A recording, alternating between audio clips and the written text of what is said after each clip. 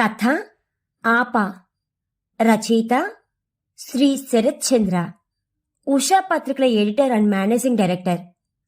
స్వరం నాగమౌనిక. సమాజం అభివృద్ధి పదంలో అడుగులు ముందుకు వేయడానికి నిత్యం సాహిత్యం అవసరం ఎంతైనా ఉంది. ఒక చక్కటి మానవీయ కోణంలో రచించిన కథే ఆప. సమకాలీన సమాజానికి అద్దం పట్టే రచన చేయడం ఇష్టం. మానవ సంబంధాలను మరింత బలోపేతం చేసే రీతిలో సాహితీ సేద్యం సాగాలన్నది ఆయన ఆకాంక్ష. స్వంత ఊరు నెల్లూరు జిల్లా కావలి.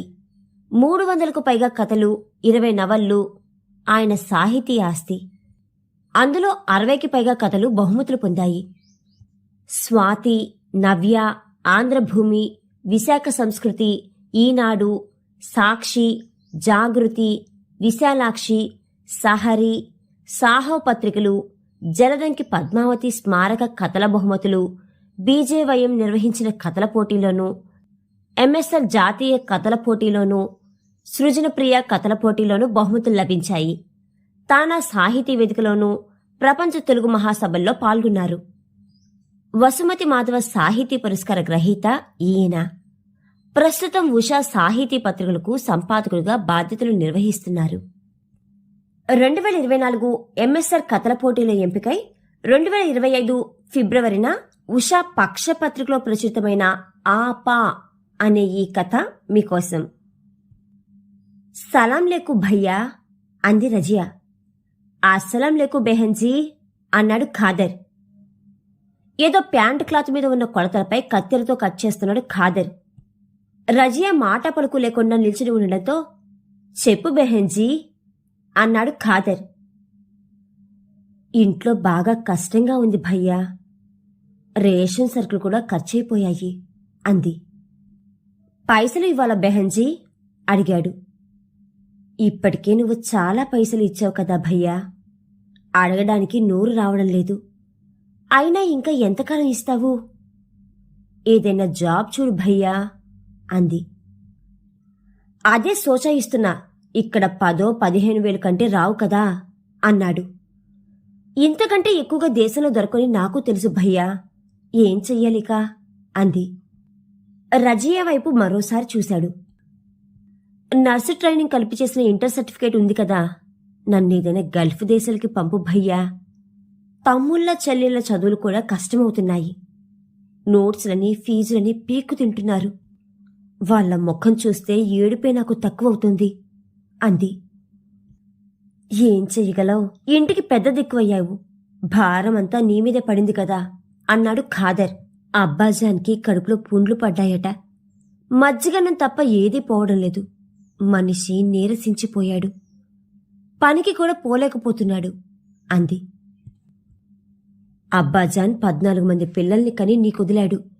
నీవెలా సాదుతున్నావో అర్థం కావడం లేదు బెహన్జీ అన్నాడు బాధగా. ఇప్పుడు ఆయన్ని తప్పు పడతా కూర్చుంటే నడవదు కదా భయ్యా అంది. అమ్మీజాన్లు ఏం చేయడం లేదా అడిగాడు. ఏదో సేమ్యా చేసి మార్కెట్కి ఇస్తున్నారు. వాడికి సరిగా గిరాకీ లేదు. మన ప్యాకెట్ల కంటే తక్కువ ధరకే బ్యాంబినో వెర్మిసెల్లి బ్రాండ్లు దొరుకుతుంటే మనల్ని ఎవరు దేకుతారు భయ్యా అంది. జేబులో నుండి 2000 రూపాయల కాగితం తీసిచ్చి, ముందు ఇంట్లోకి సరుకులు తెచ్చుకో, 2 రోజుల్లో ఏదో ఒకటి చేద్దాంలే అన్నాడు ఖాదర్. ఇష్టం లేకున్నా విధి లేక తీసుకుంది రజియా. రజియా వెళ్ళిపోయాక ట్రావెలింగ్ ఏజెంట్ సూరజ్కి కాల్ చేశాడు. సలాం లేకు భాయ్ చెప్పాడు. అస్సలాం లేకు చెప్పండి ఖాదర్ భయ్యా అన్నాడు సూరజ్. మా బంధువు రజియా ఉంది కదా భాయ్, తను నర్సు ట్రైనింగ్ చేసింది. ఇంతకు ముందు కూడా ఒకసారి నీకు చెప్పా, తను గల్ఫ్కెళ్లడానికి సిద్ధంగా ఉంది చెప్పాడు. యాదికి ఉంది భయ్యా, నువ్వు కాబట్టి మళ్ళీ ఒకసారి చెబుతున్నా. వాళ్ళు తీసుకునేది నర్స్ పనికైనా అడ్డమైన చాకిరీ చేయించుకుంటారు. ఆ అమ్మాయి ఆరోగ్యంకి కూడా రక్షణ ఏమీ ఉండదు చెప్పాడు. అర్థమైంది ఖాదర్కి. ఏదైనా హాస్పిటల్లో నేరుగా చేర్పించు భయ్యా, మంచిగా శాలరీ వస్తుంది కదా అన్నాడు. హాస్పిటల్లో పెట్టించినా వాళ్ళు డబ్బుల కోసం లాంగ్ డిసీజ్ పేషెంట్ల ఇండ్లకు పంపుతారు. ఆ ఇంట్లో పేషెంట్ మాత్రమే కాదు, తోడేలు కూడా ఉంటాయి అన్నాడు సూరజ్. పేపర్లోనో సోషల్ మీడియాలోనో ఇటువంటి వార్తలు చూస్తూనే ఉన్నాగా. ఏం చెయ్యగలం అన్నాడు ఖాదర్ బాధగా. అందుకే నేను పంపించడం మానేశాను భయ్యా. అయితే డిమాండ్ మాత్రం ఉంది. అడ్జస్ట్ అవుతుంది అనుకుంటే ఫరక్ లేదు, ఆలోచించుకో చెప్పాడు సూరజ్. ఖాదర్ బ్రెయిన్ కరక్కాయి తిన్నట్టు అయిపోయింది. షాపు షట్టర్ వేసి ఇంటిదారి పట్టాడు. దారిలో ఉండగా షరీఫ్ ఫోన్ చేశాడు. అబూ సలీం ఒంట్లో బాగున్నప్పుడు రజియా ఫోటో పంపి ఉన్నాడు. పాత పాటే పాడాడు. రజియాతో నికాకి నాకు ఓకే బాయ్. లాంఛనాలు కలిపి కనీసం 5 లక్షలన్నా తీసుకోని అమ్మీజాన్కి అబ్బాజాన్కి ఆశలు ఉన్నాయి చెప్పాడు షరీఫ్. 5 లక్షలు కాదు, 5 పైసలు కూడా ఇవ్వలేరు షరీఫ్. షాదీ మాత్రం చేస్తారు అప్పో సొప్పో చేసి అన్నాడు ఖాదర్. ఎవరైనా ఫ్రీగా చేసుకునేవాడు ఉంటే నిఖా చేసే భాయ్. దుబాయ్ షేకులకిస్తే వాళ్లే ఎదురు కట్నం కూడా ఇస్తారు అన్నాడు షరీఫ్ నవ్వుతూ. కోపంతో ఫోన్ కట్ చేశాడు. నిజానికి 5 లక్షలు తానే సర్ది రజియా పెళ్లి చేయాలనుకున్నాడు ఖాదర్ గతంలో. ఇప్పుడు అబూ సలీం మంచాన పడ్డాడు. రజియాను కదిలిస్తే పొరపాటును కూడా ఆ ఆలోచన చేయకు ఖాదర్ బాయ్. ఈ జన్మకు నా జీవితంలో నిఖా లేదు. వీళ్ళని చదివించడం, ఒక ఇంటి వాళ్ళని చేయడం నా లైఫ్ టైం అచీవ్మెంట్ అంది. ఇప్పుడు అది రజియాలో ఇంకా బలపడిందని అర్థమైంది. ఖాదర్ అబ్బాజాన్ ఉమర్, రజియా అబ్బాజాన్ అబూ సలేం మంచి దోస్తులు. రజియాను సొంత చెల్లెలుగానే చూస్తాడు ఖాదర్. ఉమర్ మంచాన పడి కాలం చేయకముందు ఒకసారి, బేటా, అబూ సలేం మతిలేక 3 పెళ్లిళ్లు చేసుకున్నాడు. పిల్లలు వాడికి పెద్ద సంతగా మారింది. నువ్వు ఒక చెయ్యి వేసి ఆ ఇంటిని లేపు. నువ్వు ఆ ఇంటికి పెద్ద కొడుకులాంటి వాడివే. అబూ నాకు చెడ్డీ దోస్తు, మాయామర్మం తెలియనివాడు చెప్పాడు. అలాగే అబ్బాజాన్ అని తండ్రి చేతిలో చెయ్యి వేశాడు. రజియా షాదీ వద్దంటున్న నేపథ్యంలో ఇప్పుడు దుబాయ్కి పంపడం మినహా తనకు మరో గత్యంతరం కల్పించడం లేదు. ఇంతకు ముందు కూడా ఈ చర్చ నడిచిందే. తానే ధైర్యం చేయలేక మిన్నకుండేవాడు. ఇంటికి వచ్చిన భర్త ముఖం మాడిపోయి ఉండడం చూసి అడిగింది ముంతాజ్. ఖాదర్ ఏం చెప్పలేదు. ఏంటి అలా ఉన్నారు, బేరాల్లేవా అడిగింది. బేరాలకేం కొరతలేదు. వచ్చే రంజాన్కి కూడా ఇవ్వలేనన్ని బట్టలు వచ్చాయి. మనసు బాగాలేక షట్టర్ క్లోజ్ చేసుకుని వచ్చా. పైగా తుకారాం కూడా ఈరోజు రాలేదు. కట్ చేసినా కుట్టేవాళ్ళు లేరు కదా. నాకా కాళ్ళకి వెరికోసిల్ సమస్య వల్ల మిషన్ తొక్కడం కష్టం అవుతుంది అన్నాడు. సర్లే, ఎందుకు పరేషాన్గా ఉన్నారు అడిగింది ముంతాజ్. భర్త ముఖ కవలికలు ఇట్టే పట్టేస్తది ముంతాజ్. మన రజియా వచ్చింది. దాని కష్టాలు వింటుంటే కడుపులో దేవినట్టు అనిపించింది. ఇల్లంతా అదే నడుపుతుంది కదా. జేబులో ఉన్న పైసలు ఇచ్చి పంపా చెప్పాడు. సరిపోయింది. రేపు మన చాందిని పుట్టినరోజు కదా, దానికి డ్రెస్ తీసేవరా అంది. ప్రతి ఏడాది పుట్టినరోజు జరుపుకోవాలని రూలుందా? మంచి జత ఉతికి వెయ్యి అన్నాడు. నాకదంతా తెలవదు, నీ బిడ్డకు నువ్వే చెప్పుకో అంది. అంతలోకి చాందిని బయట నుండి వచ్చింది. రావడం పైకెగిరి అబ్బాజాన్ మెడ చుట్టూ చేతులు వేసి, అబ్బాజాన్, మన షాప్కి ఎప్పుడు వెళ్దాం అని అడిగింది. నీకు స్పెషల్ డ్రెస్ నేనే కుడుతున్నానమ్మా చెప్పాడు. అయితే ఎప్పుడు తెస్తావు పాపా అడిగింది. వేరే ఆర్డర్ల వల్ల నీ డ్రెస్ వెంటనే కుట్టలేకపోయాను బేటీ అని చెబుతుంటే, అది నువ్వు తెచ్చినప్పుడు వేసుకుంటాలే, ముందు కొత్త డ్రెస్ కొనటానికి షాపుకు పోదాంపా అంది. జేబులు తడిమాడు. 100 రూపాయలు చేతికి తగిలింది. ఈ 100 రూపాయలకి చాక్లెట్ తీసుకో చెప్పాడు ఖాదర్. నాకు డ్రెస్ కావాలి అబ్బీ మారం చేసింది. ఖాదర్కి ఏం మాట్లాడాలో అర్థం కాలేదు. ఖాదర్ అవస్థ చూసి ముంతాజ్, నీకెందుకు, ఉదయాన్నే నీ దగ్గర డ్రెస్ ఉంటుంది, అబ్బాజాన్ని విసిగించుకు అంది. అయితే ఓకే అని మళ్ళీ దోస్తులతో ఆడుకోవడానికి వెళ్ళింది. ఉదయాన్నే ఎక్కడి నుంచి తెస్తావు డ్రెస్ అడిగాడు ఖాదర్. దాన్ని మామ సలీం తెస్తాడులే అంది. సైకిల్ టైర్లకి పంచర్లు వేసుకుని బ్రతుకుతున్నాడు. వాడికి వచ్చే గిరాకీలే అంతంత మాత్రం. ఎక్కడి నుంచి తెస్తాడు అడిగాడు. ఎలాగోలా తెస్తాడులేండి అంది. సర్లే అన్నాడు ఖాదర్ భార్యని చూస్తూ. ఖాదర్కి సాయంత్రం నిద్రపోయే అలవాటు. తన చేతికున్న రింగ్ని కొదవపెట్టి వెళ్ళింది ముంతాజ్. తిరిగి వచ్చే దారిలో రజియా కనిపించింది. ఎలా ఉన్నావు రజీ అడిగింది. అక్కడ దగ్గరలోని ఒక దోస్తుని కలవడానికి వచ్చింది రజియా. బాగానే ఉన్నా బాబీ, ఇటెక్కడి నుంచి అడిగింది. పనుండి వచ్చాలే, రేపు చాందిని పుట్టినరోజు, రేపు సాయంత్రం దావత్కి రావాలి ఫ్యామిలీ అంతా చెప్పింది. తప్పకుండా, అయినా ఖాదర్ బాయ్ చెప్పలేదే అంది. పుట్టినరోజు చేసే స్థితిలో ఉన్నాడా ఆయన అంది ఆవేదనగా. నిజమే, ఖాదర్ భాయ్ పరిస్థితి కూడా ఏమంత బాగాలేదు. ఎన్ని బట్టలు కుట్టినా చేతికందిది అంతంత మాత్రమే కదా అంది. సర్లే, ఈ ప్రక్కనే బట్టల షాపు ఉంది, చాందినికి డ్రెస్ కొందాం, వస్తావా అడిగింది. తప్పకుండా అని షాపులోకి వెళ్లారు. ఆమె చేతివేలికి తలుక్కున మెరిసే గ్రీన్ ఉంగరం కనిపించకపోవడంతో, నీ ఉంగరం ఏమైంది బాబీ అడిగింది. మార్వాడి షాపుకు వెళ్ళింది అని నవ్వింది. అయ్యో, పైసలు లేకపోయినా ఖాదర్ భయ్యా 2000 రూపాయలు ఇచ్చాడే అంది. చెల్లి కష్టాల్లో ఉంటే అన్న ఎలా గమ్మున ఉండగలడు అంది ముంతాజ్. రజియా మనస్సు మూగగా రోదించింది. షాపులో చాందినికి డ్రెస్ తీసుకున్నాక, మా తమ్ముడు సలీం ఉండేది మీ వీధి చివరే కదా, వాడికిచ్చి రేపు తెమ్మను అంది. ఓ, మామ గిఫ్టా అంది రజియా నవ్వుతూ. మామ తెచ్చాడంటే అది సంబరపడుతుంది కదా అంది ముంతాజ్. 1 గంట తర్వాత రజియా సలీం ఇంటికి వెళ్ళింది. నీ మేనకోళ్ళు పుట్టినరోజు రేపు, నువ్వే స్వయంగా వచ్చి ఈ డ్రెస్ ఇవ్వాలి సలీం, మీ అక్క ఆజ్ఞ అంది. సలీం సిగ్గుపడుతూ చూశాడు. అక్కే కొని పంపిందా? ఏం బ్రతుకులు మనవి రజియా అన్నాడు నిర్వేదంగా. మంచి రోజులు వస్తాయిలే సలీం అంది ఓదార్పుగా. నాకు ఈ సైకిళ్ల టైర్లకు పంచర్లు వేయడం తప్ప మరో పని రాదు. ఇప్పుడు అసలు సైకిళ్లు ఎవరు తొక్కుతున్నారు? అందరూ బైక్ కదా వాడేది. గిరాకీ లేక అల్లాడిపోతున్నా అన్నాడు. బెంగపడకు సలీం, రేపు దుబాయ్కి వెళ్ళి నీ బిజినెస్ కోసం డబ్బులు పంపిస్తాలే, సొంతంగా ఏదైనా వ్యాపారం పెట్టుకో అంది. నువ్వు దుబాయ్కి వెళ్ళాలనుకుంటున్నావని ఇంతకుముందు కూడా ఖాదర్ బావ చెప్పాడు, కాని బావకి ఎందుకో అంతగా ఇష్టం లేదు అన్నాడు సలీం. భయ్యాకి భయాలెక్కువలే అంది. నిజమే కదా రజీ, అక్కడ్నుంచి వచ్చినోడు చెప్పిన కథలు విని గుండెల దడ్డం సహజమే కదా అన్నాడు సలీం.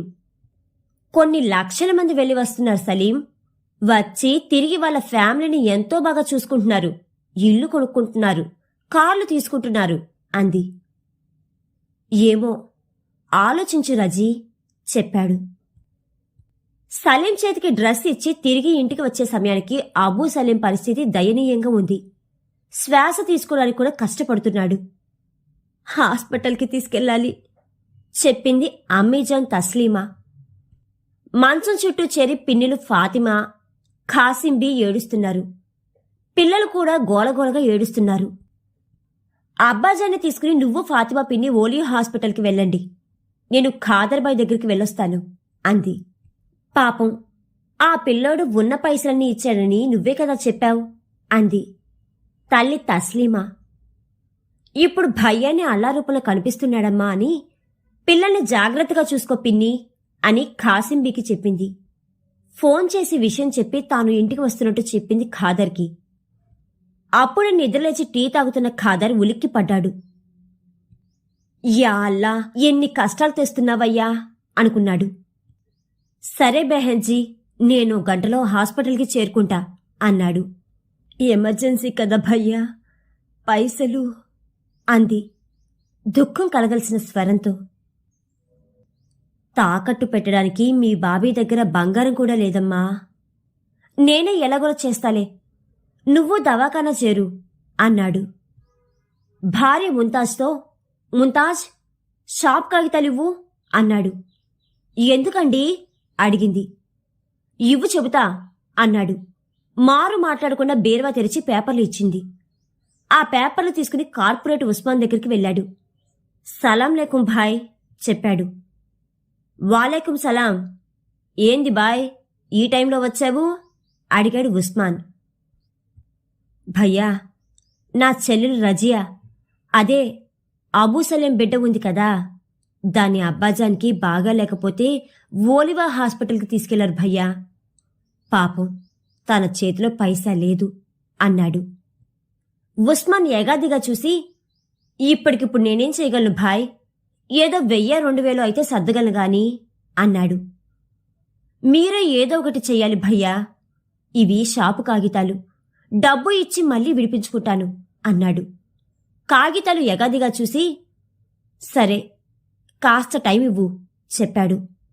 హాస్పిటల్ వాళ్ళకి ఒక మాట చెప్పు భయ్యా, ట్రీట్మెంట్ మొదలు పెడతారు చెప్పాడు. తనకు తెలిసిన కార్డియాలజీ చీఫ్ డాక్టర్ రెహమాన్కి ఫోన్ చేశాడు. చెప్పు కార్పొరేటర్ సాబ్ అన్నాడు డాక్టర్. విషయం చెప్పాడు. ఎంతో కొంత ఫీజు కట్టించుకుని అడ్మిట్ చేసుకోవడం హాస్పిటల్ ఫార్మాలిటీ కదా భయ్యా అన్నాడు. వెంటనే కట్టలేరు డాక్టర్ సాబ్, ఫీజు బాధ్యత నాది, మనిషి చేత నేను అడ్వాన్స్ పైసలు పంపిస్తా, ప్లీజ్ ట్రీట్మెంట్ మొదలు పెట్టించండి అన్నాడు. సరే మా పెద్దసారికి చెబుతా, ఫికర్ కాకండి అన్నాడు డాక్టర్ రెహమాన్. ఉస్మాన్ లోపలికెళ్లి బీర్వాల నుండి 1,00,000 రూపాయలు తెచ్చి ఇచ్చాడు. గత ఎన్నికల్లో నా కోసం తిరిగావు అన్న కృతజ్ఞత నీ మీద ఉంది ఖాదర్ బాయ్. ఆ అన్ని షాపులకి నన్నేసుకుని తిరిగి నువ్వే పరిచయం చేశావు, ఇప్పుడు నీ కష్టం నాకు అర్థమైంది చెప్పాడు. సలాం చేశాడు ఖాదర్. పైసలు తీసుకుని బయటపడ్డాడు. ఖాదర్ కోసం ఎదురుచూస్తున్న రజియా అతన్ని చూడగానే ఊపిరి పీల్చుకుంది. రిసెప్షన్లో 50,000 డిపాజిట్ చేశాడు. ఇన్వెస్టిగేషన్స్ పూర్తయ్యాక ప్రాబ్లం ట్రేస్ అవడాన్ని బట్టి ఏం చెయ్యాలో సార్లు డిసైడ్ చేస్తారు, మీరు వెయిట్ చేయండి చెప్పింది రిసెప్షనిస్ట్. ప్రక్కరోజు ఇన్వెస్టిగేషన్స్ అన్నీ పూర్తయ్యాక 7 బ్లాక్స్ ఉన్నాయని, స్టంట్లో వేయాలని చెప్పారు డాక్టర్లు. కట్టాల్సిన ఫీజుల విషయం సిబ్బంది చెప్పారు. 3 లక్షల డిపాజిట్ చేయమని చెప్పారు. మా దగ్గర ఆరోగ్యశ్రీ కార్డు ఉంది చెప్పింది రజియా. గవర్నమెంట్ ఎంత ఇస్తుందో తెలియదు, ఏమైనా వస్తే మీకు రిటర్న్ చేస్తారు, పే చేయలేకపోతే వేరే హాస్పిటల్కి షిఫ్ట్ కావచ్చు, కేస్ బ్యాడ్ అయితే ఇక మమ్మల్ని అడగవద్దు చెప్పారు సిబ్బంది. రజియా కళ్ళల్లో నీళ్లు తిరిగాయి. ఖాదర్ పరిస్థితి కూడా అయోమయంగా ఉంది. తన దగ్గరున్న డబ్బుల్లో నుంచి 1000 రూపాయలు తీసుకుని జేబులో పెట్టుకుని మిగతా డబ్బులు రజియా చేతిలో పెట్టాడు. ఉస్మాన్ ఇంటికి వెళ్ళాడు. నిద్రపోతున్నారు చెప్పింది అతడి భార్య జమీలా. అర్జెంటుగా మాట్లాడాలి బాబీ చెప్పాడు. లేపితే గయ్యమంటాడు, 5 తర్వాత రండి లేదా కూర్చోండి చెప్పింది. బయటే కూర్చున్నాడు. 5 గంటలకు ఆవలిస్తూ బయటకు వచ్చాడు ఉస్మాన్. ఖాదర్ని చూస్తూ, ఏం చెప్పారు భయ్యా డాక్టర్లు అడిగాడు. గుండెకు స్టంట్లో వేయాలని చెప్పారు భయ్యా చెప్పాడు. మరి ఇప్పుడు ఎలా చేస్తావు? నీకిచ్చిన 1,00,000 రూపాయలు కూడా మా బేగం నగలు చేయించుకుంటానంటే తెప్పించి పెట్టాను, ఎమర్జెన్సీ కదా అని నీకిచ్చాను చెప్పాడు. షాపు నువ్వే ఉంచేసుకో భయ్యా చెప్పాడు. నేనేం చేసుకుంటాను భాయ్ అన్నాడు ఉస్మాన్. మంచి ఏరియా కదా భయ్యా, రెంట్లు కూడా వస్తాయి, నాకే ఇస్తే నెల నెల రెంట్ మీ అకౌంట్లో వేస్తాను చెప్పాడు. నీ షాప్ కొనంత డబ్బు నా దగ్గర ఎక్కడుంది భాయ్, ఉన్న పైసలు ఎలక్షన్లో ఊడ్చి పడేసినాయి అన్నాడు. ఎలాగోలా చేసి ఆపరేషన్కి డబ్బులు ఏర్పాటు చేయండి భయ్యా గోజారాడు. ఖాదర్ ముఖంలోకి చూస్తూ, వెళ్ళిరా, డబ్బు జమ అయితే పిలుస్తాను అన్నాడు. ఖాదర్ వెళ్ళాక రియల్ ఎస్టేట్ బ్రోకర్ వేణుకి ఫోన్ చేశాడు. సలాం కార్పొరేట్ భాయ్ అన్నాడు వేణు. సలాం వేణు భయ్యా, టౌలీ చౌకీ దగ్గర ఖాదర్ బాయ్ టైలర్ షాప్ తెలుసు కదా అడిగాడు. తెలుసు భాయ్ చెప్పాడు. దాని కాస్ట్ అందాజు చెప్పు అడిగాడు. కాసేపట్లో చెప్తాను భయ్యా చెప్పాడు వేణు. 2 గంటల తర్వాత ఫోన్ చేసి వేణుని వచ్చాడు. మార్కెట్ వాల్యూ ప్రకారం ఆ షాప్కి 20 లక్షల వరకు ఇవ్వచ్చు భయ్యా చెప్పాడు. ఖాదర్ అవసరం గురించి చెప్పి, కొనేవాళ్ళని చూస్తావా అడిగాడు. వాళ్ళు వీళ్ళు ఎందుకు భయ్యా, మీరే ఉంచేసుకోండి, అసెట్గా ఉంటుంది కదా ఏకాఏకిన మనం ఇప్పుడు బేరం పెడితే ఉప్పు నీళ్లకు అడుగుతారు. పార్టీకి డబ్బు ఎంత అవసరమైతే అంత ఇచ్చి తనగా క్రింద రాయించుకోండి చెప్పాడు. ఇది కూడా మంచి సజెషనే, కానీ ఖాదర్ బాయ్కి ఇచ్చేంత డబ్బు నా దగ్గర లేదు భాయ్ అన్నాడు ఉస్మాన్. నీకెంత కావాలో నాకు మెసేజ్ పెట్టండి సాబ్, జస్ట్ నాకు ఒక నోట్ ఇస్తే చాలు అన్నాడు. సరే, నీ నెంబర్ ఇచ్చి ఖాదర్ పంపిస్తా, అడ్జస్ట్ చేయి, ఆ పైసలకు ప్రామసరీ నోటు నేనిస్తాను చెప్పాడు. శుక్రియా భయ్యా అని వేణు వెళ్ళిపోయాడు. వేణు ఇచ్చిన డబ్బులు తీసుకుని హాస్పిటల్లో ఫీజు కట్టాడు ఖాదర్. విషయం తెలిసి, ఆ షాపు నీకు నీ కుటుంబానికి రోటీ కపడా ఇస్తుంది కదా భయ్యా, నీ ఇజ్జత్ని కూడా కాపాడుతుంది, దాన్ని మా అబ్బాజాన్ కోసం తాకట్టు పెట్టావా అంది భావోద్వేగంతో రజియా. మీ అబ్బాజాన్ ఇప్పించిందే ఆ స్థలం, ఆయన ఆరోగ్యం కోసం పెట్టడంలో తప్పులేదులే అన్నాడు ఖాదర్. శక్తికి మించి పెళ్లిళ్లు చేసుకుని ఇంటిని కష్టాలు పాలు చేసినా ఒకటి ఆరా చేసిన మంచి పనులే ఆయన ప్రాణాలు పోకుండా అల్లా నిలుపుతున్నాడు అనుకుంది రజియా. తండ్రి తాను చేసే దూదేకుల పని కంటే మదర్సాల్లో జరిగే కార్యక్రమాలకే ఎక్కువగా వెళ్తుండేవాడు. అబ్బాజాన్ ఆరోగ్యం పడకేసిన రోజుల్లో ఒకసారి డెస్పరేట్గా, ఇన్ని పెళ్లిళ్ళు ఎందుకు చేసుకున్నా అబ్బాజాన్, ఏం సంపాదించి పిల్లని ప్రయోజకులను చేయాలనుకున్నావు అడిగింది. తండ్రి అబూ సలేం తలదించుకున్నాడు. కాసేపు బేటీ కళ్ళలోకి చూస్తూ, మీ అబ్బాజాన్ 3 పెళ్లిళ్లు ఒళ్ళు కొవ్వెక్కి చేసుకోలేదు బేటీ, మీ పెద్ద పిన్ని ఫాతిమా భర్త లేక ఒంటరైందని ఆకతాయిల నుంచి కాపాడుకోవాలని నిఖా చేసుకున్నాడు.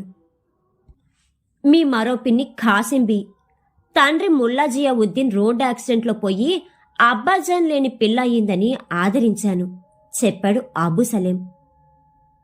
నిర్వికారంగా చూసింది రజియా. చక్కెర వ్యాధి నన్ను ఇలా చేసింది, దూది వడికే పని వల్ల ఆస్మా సమస్య కూడా పెరిగిపోయింది చెప్పాడు. అల్లా ఇచ్చనే పేరుతో నాతో సహా 14 మంది పిల్లల్ని కన్నావు, వీళ్ళని ఎలా పోషించాలనుకున్నావు అబ్బాజాన్ అడిగింది కోపంగా. అల్లా నన్ను ఇలా కూలదోస్తాన్ని అనుకోలేదు భేటీ అన్నాడు. వీళ్ళందర్నీ బ్రతికించుకోవడానికి నేనేం చేయాలి అబ్బాజాన్, ఒళ్ళమ్ముకోవాలా, అలా అమ్ముకున్న వీళ్ళందరినీ చాకగలిగే శక్తి నాకు వస్తుందా అంది నిర్వేదంగా. అలా అనుకు బేటీ, అల్లా నీకో దారి చూపుతాడు అన్నాడు. ఆమె ఆలోచనలు తెంపుతూ, బెహన్జీ నేనిక వస్తాను, ఏదైనా అవసరమైతే ఫోన్ చేయి చెప్పాడు ఖాదర్. అతడు వెళ్లిన గంటకే ఒక దుర్వాత విన్నది రజియా. ఖాదర్ రోడ్డు ప్రమాదంలో చనిపోయాడు. ఖాదర్ భార్య ముంతాజ్కి కన్నీళ్లు ఆగలేదు. గుండెలు అవిసేలా ఏడ్చింది. కంట్రోల్ చేయడానికి రజియాకి సాధ్యం కాలేదు. కూతురు చాందిని తండ్రి శవంపై పడి, లెగ్గు అబ్బాజాన్ లెగ్గు అని ప్రలాపిస్తుంది. దహుం 10 దిన కర్మ పూర్తయ్యాక ఒకరోజు వచ్చాడు సూరజ్ రజియా దగ్గరికి. రజియా దుబాయ్ వెళ్లడానికి ఖర్చు ఎంత అవుతుందో చూడు భయ్యా, డబ్బు రెడీ అవుతుంది అని చెప్పాడు. ఈలోపు ఈ సైతాన్ చావు వార్త చెప్పాడు సూరజ్. ఏం చేద్దాం, మన దుష్మన్ ఇలా ఉంది అంది. రజియాలో ఏవేవో ఆలోచనలు. చిన్నారి చాందిని కళ్ళ ముందు కదలాడింది. చాందిని తనకు మేనకోడల వలసైనా ఆపా ఆపా అంటూ ఇంటికొచ్చినప్పుడల్లా పిల్లి పిల్లల కాళ్ళకు అడ్డుపడి తిరుగుతూ ఉండేది. రజియా దుబాయ్కి వెళ్లడానికి అవసరమైన డబ్బుల్ని కార్పొరేట్ ఉస్మాన్ సూరజ్కి అందజేశాడు. రేపు దుబాయ్ ఫ్లైట్ ఎక్కుతుందనగా తమ్ముళ్ళని చెల్లెళ్ళని దగ్గరకు తీసుకుంది రజియా.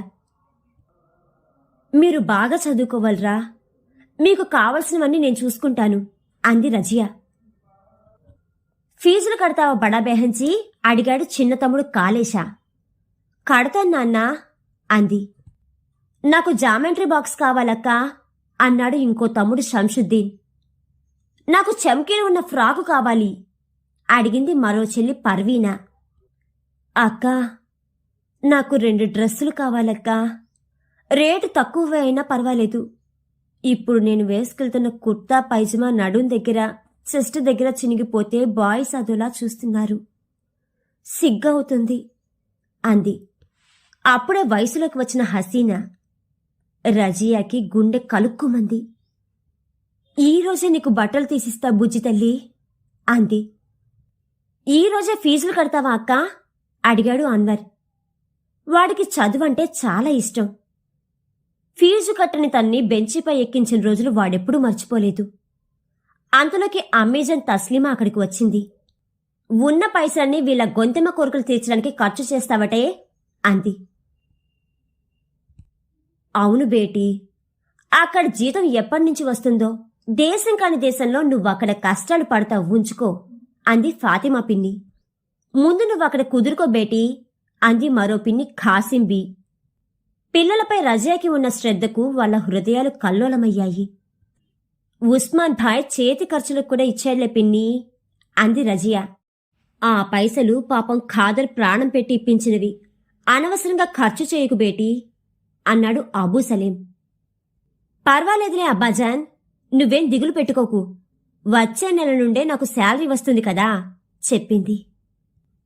పిల్లలకి బట్టలు, ఇంటి ఖర్చులకు కాసిన డబ్బులు ఇచ్చి ఎయిర్పోర్ట్కి బయలుదేరింది రజియా. సెండాఫ్కి ముంతాజ్, చాందిని కూడా వచ్చారు. చాందినిని దగ్గరికి తీసుకుని, నువ్వు డాక్టర్ కావాలనేదే నీ అబ్బాజాన్ ఆశ బంగారు అంది. తప్పకవుతానాపా అంది చాందిని. భారమైన హృదయంతో ఫ్లైట్ ఎక్కింది రజియా. సెండాఫ్ ఇవ్వడానికి అబ్బాజాన్, అబూ సలీంతో పాటు అమ్మీజాన్, పిన్నిలు అందరూ వచ్చారు. కన్నీళ్ల మధ్య రజియా ఫ్లైట్ సాగిపోయింది. కాలచక్రం గిర్రున 7 ఏళ్లు తిరిగింది. చాందిని ఇంటర్లోకి ప్రవేశించింది. తన తమ్ముళ్ళు, చెల్లెలు కూడా బాగానే చదువులో పడ్డారు. ఒక తమ్ముడు మీరావలి మాత్రం, ఈ చదువు నాకెక్కడం లేదాపా, ఇంటికి కూడా సాయంగా ఉంటాను అని మోటారు మెకానిక్గా మారాడు. రజియా తండ్రి అబూ సలీం చనిపోయాడు. అంతిమ సంస్కారానికి కూడా రాలేదు రజియా. సూరజ్ దగ్గరుండి అన్ని సాంఘ్యాలు చూశాడు. అవసరమైన డబ్బులు ఆన్లైన్ వేసింది. అబ్బాజాన్కి మటన్ బిర్యానీ అంటే ఇష్టం సూరజ్ భయ్యా, ఖర్చుకి వెనక్కి తగ్గకుండా చెయ్యి, మన బంధువులే కాకుండా మన చుట్టుపక్కల వారిని కూడా పిలువు అంది.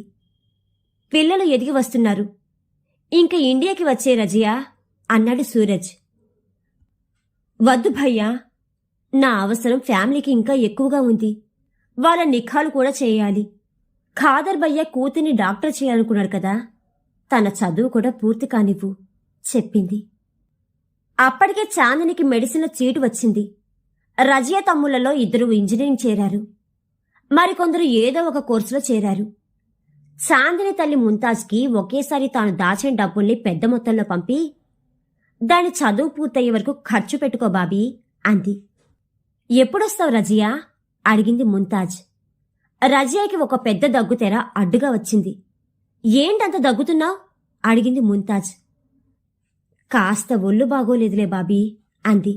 హాస్పిటల్కి వెళ్ళలేదా అడిగింది. నాకు వైద్యం తెలుసు కదా బాబీ, ఆయన జబ్బు ముదిరితే అక్కడికొచ్చాక నా మేనకోడలు డాక్టర్ చాందినితో ట్రీట్మెంట్ చేయించుకుంటాలే అంది నవ్వుతూ. మరో 5 ఏళ్లు గడిచింది. చాందిని డాక్టర్ కోర్సు కూడా పూర్తి చేసింది. తన తమ్ముళ్ళు, చెల్లెళ్ళు అందరూ సెటిల్ అయ్యారు.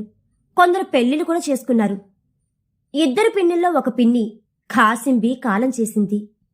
తమ్ముళ్ళ చెల్లెల నిఖా చూడ్డానికి కూడా రాలేదు రజియా. ఫోన్లోనే గ్రీట్ చేసింది.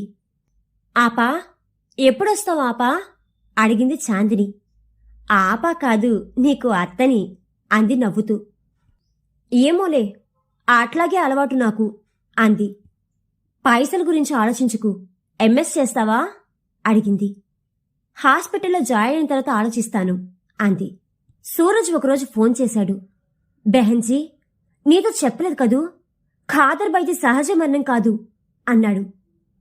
తెలుసు అంది. ఉలిక్కి పడ్డాడు సూరజ్. ఖాదర్ బాయ్ ఆ రోజు ఒక మెసేజ్ పెట్టాడు. రజియా, నా ఇన్సూరెన్స్ డబ్బు నా కుటుంబానికి సరిపోతుంది. షాప్ అమ్మిన డబ్బుల్లో వైద్యానికి పోను, మిగిలినవి నీకు ఖర్చు చేయమని ఉస్మాన్ సాబ్కి చెప్పాను. ఆ డబ్బుతో నువ్వు దుబాయ్కి వెళ్ళు. ఆపా ఆపా అని మీ తమ్ముళ్ళు, చెల్లెళ్ళు నీ మీద ఆధారపడడం చూశాను రజీ. చాందిని కూడా నిన్ను అత్త అని పిలవడం మానేసి ఆపా అనే అంటుంది. అందరికీ ప్రియమైన అక్కవి నువ్వు. నీకు మార్గదర్శనం చేయాల్సిన అవసరం ఇక నాకు లేదు. నువ్వు చెయ్యగలవు. ఇది మెసేజ్. ఈ మెసేజ్ ముందు నాకేం అర్థం కాలేదు. కాసేపటికి ఖాదర్ భయ్య మరణ వార్త నాకు చేరింది. నిట్టూర్చి సీసీ ఫుటేజ్లో అతడు బలవన్మరణం పొందినట్లు ప్రూవ్ అయింది కాబట్టి ఇన్సూరెన్స్ సంస్థలు ఇన్సూరెన్స్ డబ్బు ఇవ్వలేదు. నాకు ఈ మధ్య తెలిసింది చెప్పాడు. ఆ విషయం కూడా నాకు తెలుసు. నా కుటుంబం కోసమే కాదు, ఖాదర్ భయ్య కుటుంబం కోసం కూడా దుబాయ్ ఫ్లైట్ ఎక్కా నేను. భయ్య అలా చెయ్యకుండా ఉంటే బాగుండేది. అల్లా భయ్యని మనకు దారుణంగా దూరం చేశాడు అంది. మరోసారి కన్నీళ్ల మధ్య, నువ్వు చేసిన సాయం వల్లే చాందిని కూడా మంచిగా చదువుకుంది. అదే అతడి ఆత్మకు శాంతి. బెహన్జీ, నువ్వు నాకు చెల్లెలవైపోయావు గాని నాకు కూడా నిన్ను ఆపా అనే పిలవాలి ఉంది. కాని ఆయుక్షేణమని నేను పిలవడం లేదు అన్నాడు. నవ్వి, బహుత్ శుక్రియా సూరజ్ భయ్యా అంది. నీకు మంచి విషయం చెప్పాలి బెహన్జీ. నా కొడుకు ఇమ్రాన్ మెడిసిన్లో ఎంఎస్ చేశాడు. మా వాడికి చాందిని అడగాలనుకున్నాను. ఆ విషయం ముంతాజ్ని అడిగితే అంతా మా ఆడపడుచు ఇష్టమే అని చెప్పింది. చాందిని చదివించింది నువ్వు కాబట్టి దాని లైఫ్లో ఏం జరిగినా నీ మాటే ఫైనల్ అంది. విచిత్రం ఏంటంటే మా వాడు ప్రపోజ్ చేస్తే చాందిని కూడా అదే అందట. తను మా వాడికి జూనియర్. నా నిఖాని డిసైడ్ చేసేది నా ఆపా రజియానే అంది. ఇమ్రాన్ బిత్తరపోయాడు. నవ్వుతూ చెప్పాడు. రజియా కూడా నవ్వింది. నీ ఇంటి కోడలుగా నా చాందిని రావడం కంటే గొప్ప విషయం ఏముంటుంది సూరజ్ భయ్యా అంది. నీ ఇష్టమేంటో చెప్పు బెహన్జీ అడిగాడు. అల్లా అలా నిర్ణయం ఇస్తే కాదనే దానికి నేనెవర్ని అంది. చాందిని ఇమ్రాన్ నిఖానామాకి తేదీ ఖరారైంది. నువ్వు తప్పకుండా రావాలాపా, నువ్వు రాకుంటే షాదీనే చేసుకోను అంది మొండిగా చాందిని. తప్పకుండా నా బంగారు కొండ, నేను వస్తాను. బట్ నిఖా ఆపే పిచ్చి పనులు చేయకు అంది. ఖుర్బా అంటే నిఖానామా ప్రాసెస్ మొదలైంది. ఖాజీ తతంగా నడిపిస్తున్నాడు. అందరూ ఎదురు చూస్తున్నారు. రజియా రాలేదు. అందరూ బాగా డిసప్పాయింట్ అయ్యారు. ఆపా ఎందుకు రాలేదు? ఆకాశంలో చందమామల ప్రకాశించే చాందిని ముఖం ఆరిపోయింది. రజియా తమ్ముళ్ళు చెల్లెలతో పాటు ఇమ్రాన్ కూడా ఆందోళన పడ్డాడు. ఆ తర్వాత ఫోన్ కూడా రాలేదు. ఇండియన్ ఎంబసీలో కూడా కంప్లైంట్ చేశారు. ఆపా ఉన్న చిరునామా ట్రేస్ అయితే మనం వెళ్దామంది చాందిని. ఇమ్రాన్ సరే అన్నాడు. మిగతా వాళ్ళు కూడా మేము వస్తాం, ఆమె ఏమైందో తెలియక ఒక పిచ్చి పట్టినట్టుగా ఉంది అన్నారందరూ. అందరూ అలా కంగారు పడుతున్న సమయంలో ఒక ఉత్తరం వచ్చింది. అమ్మీజాన్లకు, తమ్ముళ్లకు, చెల్లెమ్మలకు, ముంతాజ్ బాబీకి, నా ప్రియమైన చాందినికి ప్రేమపూర్వక శుభాకాంక్షలు. దేశంలో మన జనాభా పెరుగుతుంది. దాంతోపాటు సమస్యలు పెరుగుతున్నాయి. వేరే మతాల వాళ్ళు పిల్లల్ని కనడానికి కంట్రోల్ పాటిస్తుంటే మనం జనాభాని పెంచుతున్నాం. 90% మన కుటుంబాలు దుర్భర దారిద్ర్యం అనుభవిస్తున్నాయి. విద్యాగంధానికి కూడా దూరం అవుతున్నాయి. టైలర్ల షాపుల్లోనో, మెకానిక్ షెడ్డుల్లోనో మన పిల్లల బాల్యం కునారిల్లుతుంది. మన దేశంలో ఇదొక సామాజిక సమస్యగా మారుతుంది. ఎవరికో మనం ఆయుధంగా మారుతున్నాం అనిపిస్తుంది. నే ఒక్కదాన్నే హారతి కర్పూరంలా మారడానికి సిద్ధమైతే నా కుటుంబంలో అందరూ చదువుకున్నారు. అందరూ ఇలా తమని తాము దహించుకోలేరు కదా. ఏడాదికొకసారి నా కుటుంబాన్ని వచ్చి చూడాలనుకునేదాన్ని. ఆ ఫ్లైట్కి అయ్యే ఖర్చులు మీకు పంపిస్తే ఎవరో ఒకరి ఫీజుకో అవసరానికో ఉపయోగపడుతుందని ఆగిపోయేదాన్ని. అమ్మీ, మానసికంగా శారీరకంగా నలిగిపోయాను. నీ వడిలో పడుకుని నిద్రపోవాలని ఉంది. నువ్వు మటన్ బిర్యానీ చేసి పెడితే తినాలని ఉంది. అమ్మీజాన్, ఇక్కడ శీలం వంటి వాటికి పెద్ద విలువం లేదు. దానికి మరికొంత ఖరీదు ఉంటుంది. ఇష్టపడకపోతే దాన్ని మానభంగం అంటారు. పెదవి విప్పితే నా శవం కూడా ఇండియా చేరుకుంటుందో లేదో కూడా తెలీదు. దిరామ్స్ మాత్రమే నాకు కనిపించాయి. అవి నా కుటుంబానికి అవసరమనిపించాయి. ఖాదర్ భయ్య నన్ను ఇక్కడికి పంపడానికి ఎందుకు ముందు సిద్ధం కాలేదో నాకు ఇప్పుడు అర్థమయ్యింది. అందరికీ ఇలా జరగాలని లేదు. నా శవం ముందుగా వస్తుందో లేక నా లేఖ ముందుగా వస్తుందో తెలియదు. నాకు తెలిసిన వైద్య సేవలు కొందరు వృద్ధులైన షేకులకు పనిచేశాయి. ఆ కుటుంబాల్లోని మిగతా వాళ్ళకి నా రక్తమాంసాలు ఉపయోగపడ్డాయి. చెప్పడం ఇష్టం లేకున్నా చెబుతున్నాను. అమ్మీ, నన్ను ఆడపిల్లగా ఎందుకు కన్నావు? ఏడ్పు వస్తుంది. ఇంకిపోయాయి అనుకున్న నా కళ్ళ నుండి కూడా కన్నీళ్లు వస్తున్నాయి. ప్రియమైన భారతీయ నా జాతి సోదరులారా, 1-4 పెళ్లిళ్లు చేసుకుని బిడ్డల్ని కని గాలికి వదలకండి. ఒక విషయం చెప్పాలి మీకు. పురుషులందు పుణ్యపురుషులు వేరు అన్నట్టు ఖాదర్ భయ్యా గురించి కూడా చెప్పాలి. ఒకసారి జరిగిన ముచ్చట మీకు గుర్తు చేస్తున్నా. ముంతాజ్ని షాదీ చేసుకున్నాక తనని గుండె నిండా ప్రేమించాక ఇంకెవరి మీదైనా నాకు ఎందుకు మోహం కలుగుతుంది బెహన్జీ అన్నాడు. అలా అనడానికి కారణం నా దోస్తు జరీనా. భయ్యాని తను ఇష్టపడింది, నిఖాకి సిద్ధపడింది. మా భయ్యా ఇంకో షాదీ చేసుకొని చెప్పా. నాతో బలవంతంగా అడిగించింది. అది వినేటట్టే భయ్యా చెప్పాడు. మన మత గ్రంథం చెప్పిందనో ప్రవక్తలు ఉల్లేఖించారనో షాదీలు చేసుకుని జనాభాని పెంచితే బిడ్డలు భారమే కదా అవుతున్నారు. వాళ్ళ భవిష్యత్ అంధకారమే కదా అవుతుంది. అయినా మన మతం చెప్పిన దాఖలాలు అయితే నాకెక్కడా కనిపించలేదు. ఒక భర్త, ఒకే భార్య మన సమాజానికి చాలా అవసరం. నిజం సుమా, మా అబ్బాజానికి నేనొక్కదాన్నే అయి ఉంటే దుబాయ్లో నా బ్రతుకు ఇలా తెల్లారేది కాదు. కరిగి కరిగి కన్నీరైపోయేదాన్ని కాదేమో. ఆపా ఆపా అని కలవరించే నా తమ్ముళ్ళు చెల్లెళ్ల భవిష్యత్తు కోసం ఆవిరైపోయాను. అయినా ఇప్పుడు నాకేం బాధ అనిపించడం లేదు, సంతోషంగానే ఉంది. నా ఒక్కదాని వల్ల మీరంతా లైఫ్లో సెటిల్ అయ్యారు. అది నాకు చాలు, తృప్తిగా అల్లా దగ్గరికి పోవడానికి. కానీ నాలాగా ఇంకొకరు దునియాలో కాకూడదని మాత్రం కోరుకుంటున్నాను. చాందిని, నా చెల్లి కమ్మేనకోడలా, నీ పెళ్లి చూడాలని నా మనస్సుకి ఆరాటంగా అనిపించిందిరా నా బంగారు కొండ. రోగాలతో శుష్కించిపోయిన నా దేహాన్ని చూస్తే నీకు కన్నీరే మిగులుతుంది. అది నాకిష్టం లేదు. నీ కళ్ళ ముందు ఆరోగ్యంగా తిరిగిన నీ ఆపానే నీ స్మృతిలో నిలిచిపోవాలి. మంచి హస్బెండ్ దొరికాడు నీకు, సంతోషంగా ఉండు. నా తమ్ముళ్ళకి, చెల్లెలకి, అమ్మలకి, ముంతాజ్ బాబీకి, సూరజ్ అన్నయ్యకి నా ప్రేమపూర్వక వందనాలు. ఇంకో జన్మ ఉందో లేదో తెలీదు. ఉన్నా ఇన్ని బాధ్యతలు నేను మోయలేను. అమ్మీ, సెలవు. ఖాదర్ భయ్యా దగ్గరికే నేను పోతున్నా. ఇమ్రాన్, నా చాందిని బాగా చూసుకో. మీ రజియా. ఉత్తరం చదివాక అందరి కళ్ళలో నీళ్లు ఉప్పొంగాయి. ఆ ప్రాంతమంతా శోకసంద్రం అయ్యింది. సమాజాన్ని అభివృద్ధి పదంలో నడపడానికి నిత్యం సాహిత్యం అవసరం ఎంతైనా ఉంది. రచయిత శరత్చంద్ర గారు రచించిన ఆపా అనే ఈ కథ సమాజ శ్రేయస్సుకు ఎంతగానో ఉపయోగపడుతుందని భావించి నేను ఈ కథను ఆడియో చేయడం జరిగింది. ప్రతి ఒక్కరికి ఈ కథ చేరేలా చేయగలరు. Please like, share and subscribe to our channel.